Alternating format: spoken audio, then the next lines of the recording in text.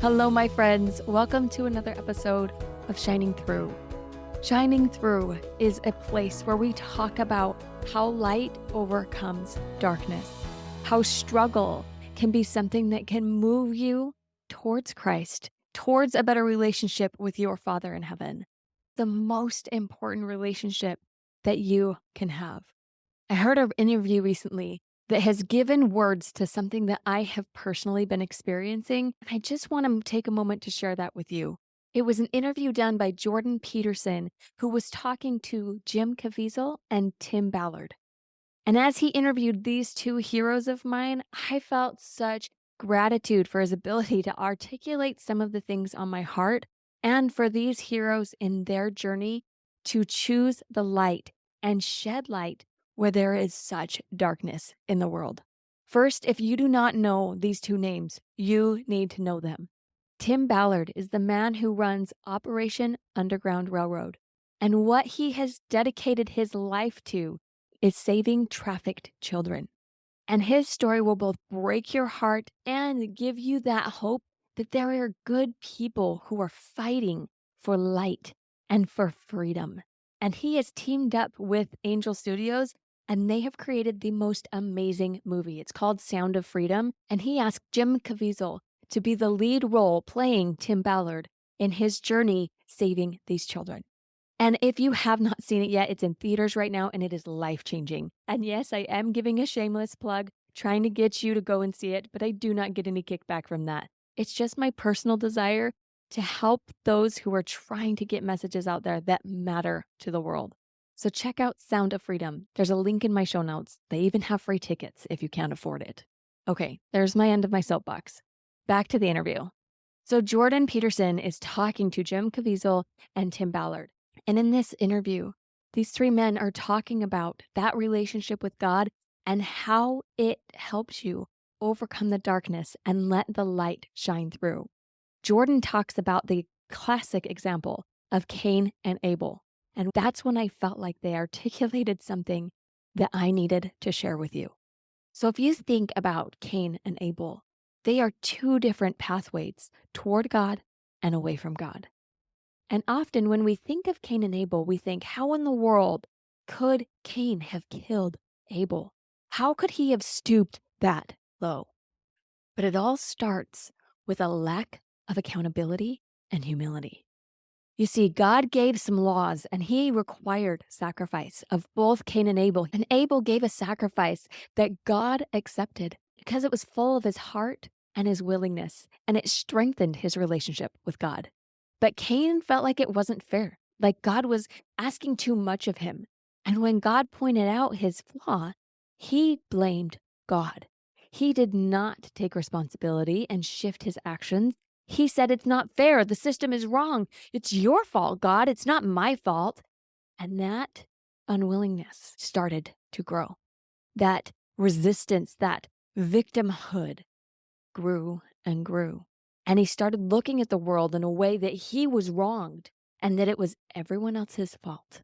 And that negative, that darkness comes when we cut corners and pull away from God. And it's a very stark contrast between Cain and Abel, right? Oh, yes, we want to be like Abel and not like Cain. Don't let the bitterness grow. Don't take that negative path towards darkness. Instead, be humble and willing and accountable and kind and Christ-like, like Abel. And that sounds all nice and good, but guess what? We are always being pulled both directions, every single one of us. It may not be as contrasting or as tangible, but every action that we do is either bringing us closer to the light or farther away from it. And I have to admit, my friends, that recently I have felt attacked. I have felt like negative voices have been trying to make me cut corners, that God is asking too much, that this isn't fair, and why did it have to happen this way? You are totally justified in not giving your all. And when we look at those mountains in front of us and we say, this is too much, God, you're asking me to climb too much, and we pull away, we are robbing ourselves of the possibility of overcoming that mountain and the strength that only comes when you go through the struggle. One of the things I love about Tim Ballard's story is that he had been working for years, catching pedophiles and working undercover. But there was a moment when he had to make a decision to follow the people who were in charge or follow God, the ultimate person in charge. And he was 10 months away from vesting his employment, and he would have been able to retire and move on with his life and not have to go through the darkness anymore. And he chose in that moment to follow the calling of God, to follow the light, to not back down away from the mountain in front of him. And he moved forward with faith. He could have lost his life, his home. He had 6 kids at the time, and he went through the hard thing anyway. Months later, after he made that choice, he saved over 50 children that had been trafficked. And if he wouldn't have trusted God and gone towards the sacrifice, he would not have saved them or saved himself. But it's hard, my friend. It's hard when you're in the middle of the struggle to believe that it's worth it. Tim's story continues to heroically move forward and have beautiful successes, but it could have gone south. It could have not worked out the way that he wanted it to. And sometimes your story goes that way, my friend. Mine too, where we feel like we put everything on the altar and we sacrifice and we say, here it is, God, here's my willingness. And it doesn't work. And it hurts. And we want to pull in and say, you've asked too much of us, God, like Cain. This sacrifice that you say is not enough, it was enough. And we want to pull in and move away from the hard. And I got to tell you, my friends, I've been feeling it in my life recently where I just feel like demons keep attacking me, saying you're not good enough, the things you're trying to do won't make any difference. You shouldn't have tried to do that hard thing. God doesn't really have your back. All these voices that keep trying to bombard my spirit. But guess what? They don't have to stick. They are not welcome here. And it's okay that I have them sometimes. It doesn't mean that I'm a bad person. It means that Satan really does not want me to be sharing light with the other people around me.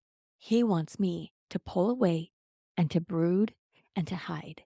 But I refuse to let him win.